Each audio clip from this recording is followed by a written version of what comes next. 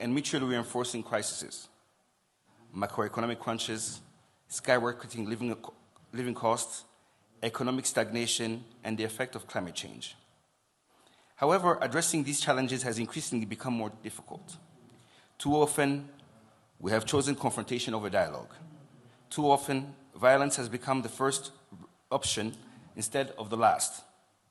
I believe this reflects a crisis of value-driven leadership rooted in the erosion of strong family values. As a child in Burundi, I learned that families that pray together stay together, and that instilling right values that we should be carrying in the world.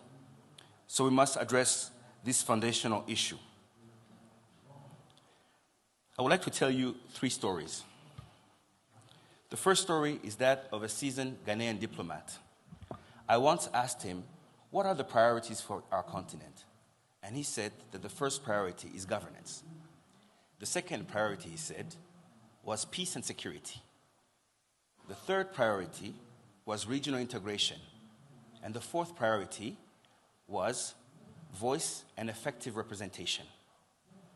And so he reflected and said, think about it this way.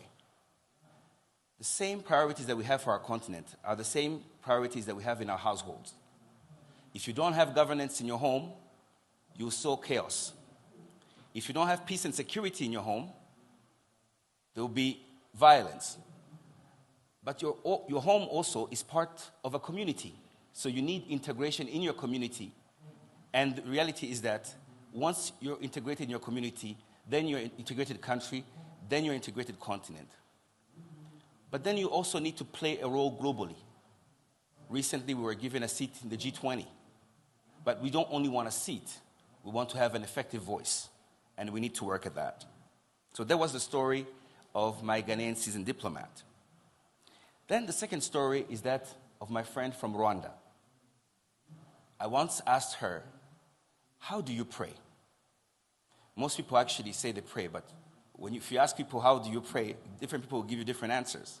And her answer was quite interesting. She said, the first thing that I do is I ask for forgiveness. The second thing that I do is I give thanks. And then the third thing that I do is I ask the Lord for peace, for good health, and for peace in the world. And then she surprised me and said, then I conclude my prayers by saying, may your will be done. And I thought that was powerful. She said, may your will be done, because at the end of the day, no matter what we want, He has a plan for us, and He is the only one to decide what happens to us. So, I thought that this was the humility which came with this, is the humility with which we should go into the world. When I was a kid, my mom taught me the 10 Christian values. I would like to challenge you here. Who knows what the 10 Christian values are? The canon, the bishops, people of faith. Who knows them? Just raise your hand. I'm sure many of you don't know them, but let me just repeat them for you. Because even myself, I kind of reminded myself these values. The first one is respect. The second one is responsibility. The third one is self-control. The fourth one is honesty. The fifth one is compassion. And the sixth one is thankfulness. The sixth one is thankfulness. And the seventh is perseverance. The eighth one is humility. And the ninth one is loyalty. And lastly, faith in God. And these are the 10 Christian values that we should arm our children going out. So, as we gather here, let us be reminded that our journey towards peace, governance, and development is also a spiritual journey. It is a journey that calls for us to tap into the rich well of our cultural and religious heritage, to draw strength from our faith, and to build a future that is anchored in values and purpose. I talked about the challenges we have. I talked about the values. I talked about the family being the bedrock of our societies. But now, how do we build soldiers of peace? We need new types of soldiers to solve the battles we're in today.